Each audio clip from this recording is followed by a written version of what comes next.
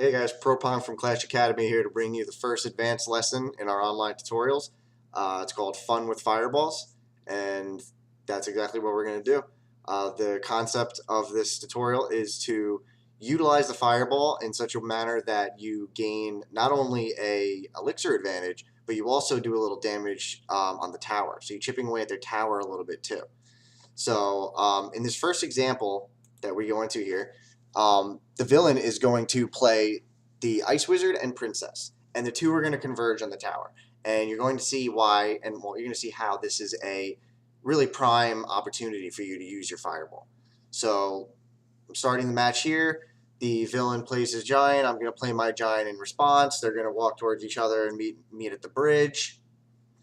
This isn't necessarily the significant part, though. What happens next is he plays his princess, plays the Ice Wizard. He's emoting a lot of anger. He seems like he's having a bad day. It's only about to get worse. Boom, the fireball comes down, taking out the princess and leaving the Ice Wizard very vulnerable. The bandit is now in a position to cross the river for a kill, cross over the path to kill the wizard, and then cross back over again to help the team take out that first tower and get the crown, and in many ways secure my victory in this match. So what happened here? What happened is I ended up gaining 1 elixir and 8% tower health as a result of that play. So how do I figure this out? Basically, you break it down by the elixir cost. So the fireball costs 4 elixir, right? So that's my cost is a total of 4 elixir. For the villain, though, it gets like slightly more complicated, but again, it's easy to figure out. The princess costs 3 elixir, and it was killed by the fireball. So that is going to be counted as a villain cost of 3 elixir. The Ice Wizard costs 3 elixir, but the fireball didn't kill it, right? The fireball only did 66% of the health, so in this case, I'm going to give it a elixir cost of 2. And of course, we don't count tower health in terms of elixir, we just count tower health. So the total villain cost for this play was 5 elixir and 8 tower health. The result is that we ended up with a 1 elixir and 8% tower health as from playing this scenario the way that we did. So that's just the first example that we're going to about how you can utilize the fireball to not only take out units or injure units, but to also do some turret damage and put a little pressure on your opponent and get them sweating a little bit. The next example here is going to be one where I actually was intending on a very marginal value play, and it ended up working out really well in my favor due to a move that the villain made that may or may not be considered a mistake. You can't always, hindsight's 20/20, as they say. So in example 2 here, the villain plays the wizard, is going to be playing the wizard next to the tower. And it's going, my response, of course, is going to be to play the fireball. And I'm going to hit both of the tower and the wizard. What you're going to see, though, why it ends up being a really, really high value play is because he drops a bunch of skeletons in front of his tower, and as a result, I got an extra 3 elixir on my side, and it's looking really great.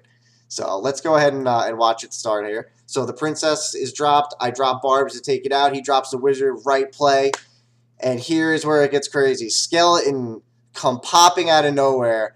It's as if he thought to himself, wait, he's not going to get enough value out of this play. Let me help him out. And he drops a bunch of skeletons in there to give me even more value. And then the wizard, of course, just starts walking down the bridge on its way to death. Right? There's nothing they can do. He doesn't have enough elixir to back it up, so any decent player is just going to let him die, and or an even worse player is going to send things in behind him to try and back him up and give me an even better elixir lead there.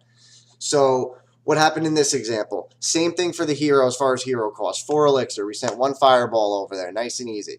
For the villain ended up losing 80% of its wizard's health. So I'm giving it a 4 elixir, a villain cost of 4 elixir. Now, this is arguable, right? It actually, in my mind, I think it should probably be 5, but I'm being careful. I'm being safe on the safe side here, because it ended up, the wizard didn't get killed by the fireball, but it ended up walking its way down to the bridge and just getting killed by the tower anyway.